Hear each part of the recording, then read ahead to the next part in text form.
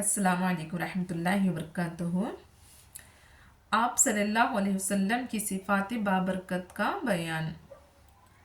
आप सल्लल्लाहु अलैहि वसल्लम की सिफ़ात आलिया का तारुफ खुद हक़ ताला शानहू यूं किया। आप मेरे यानी अल्लाह के ख़ास बंदे और मेरे रसूल हैं। मैंने आपका नाम मुतवक्कल यानी अल्लाह पर भरोसा करने वाला रखा। आप तल्ख़ मिजाज यानी चिड़चिड़े और सख्त दिल नहीं, और ना बाज़ारों में शोर व शगब करने वाले हैं। बुराई का बदला बुराई से कभी नहीं देते, बल्कि माफ़ करते और दरगुजर करते हैं। मैं आपको हर अच्छी खिसलत अता करता हूँ। सुकून व इत्मीनान को आपका लिबास और शाआर बनाऊँगा।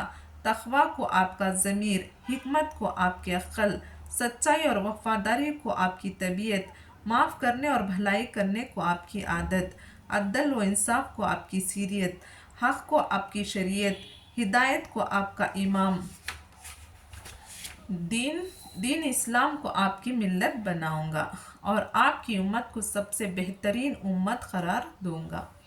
ये अल्फाज सब के सब बुखारी शरीफ में मौजूद हैं। आप सल्लल्लाहु अलैहि वसल्लम को अल्लाह ने उम्दा अखलाक की तकमील के लिए दुनिया में भेजा।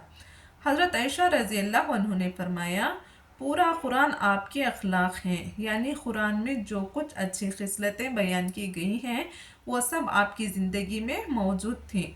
हदीस पाक में है कि आपने अपने ज़ाती मामले और माल व दौलत के सिलसिले में किसी से इंतकाम व बदला नहीं लिया। आप में सब्र व इस्तकामत मिसाली था। कोई शख्स ऐसा सब्र करने वाला ना मिलेगा।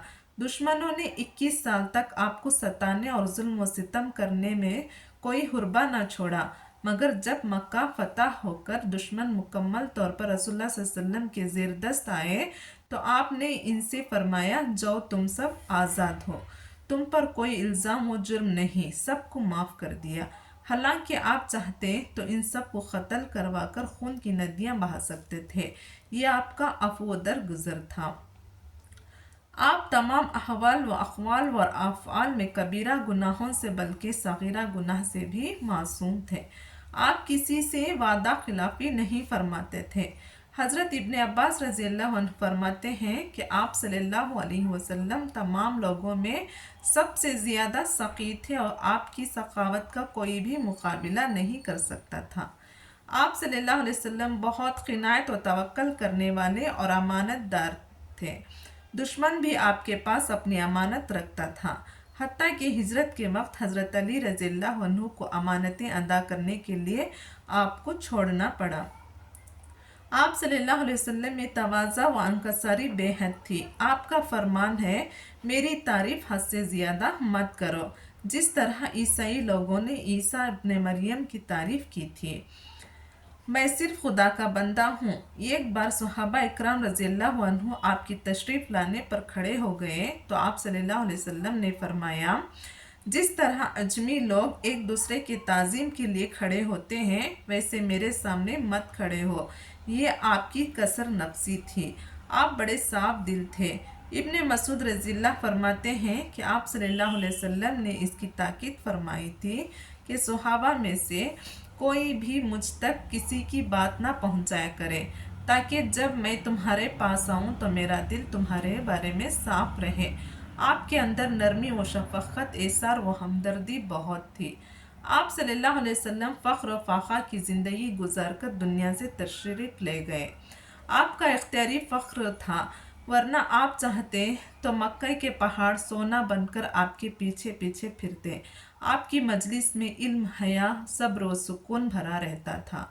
आवाज़ें बुलंद नहीं होती थी, किसी की इज्जत पर हमला नहीं होता था, किसी की गलतियों की तशहीर नहीं की जाती थी, बड़ों का अदब किया जाता, छोटों पर मेहरबान होती थी। लोग तवाज़ा के सबब एक दूसरे की तरफ झुक जाते। हज़रत ज़ैद बिन हारिस रज़ियल्लाहु अन्हु फरमाते हैं कि हुज़ूर सल्लल्लाहु अलैहि वसल्लम हम लोगों की बड़ी दिलदारी फरमाते थे, चुनांचे आखिरत का तज़किरा फरमाते थे। जब हम आखिरत का तज़किरा करते और जब हम खाने पीने की चीज़ों का कुछ तज़किरा करते तो आप भी वैसा ही तज़किरा फरमाते।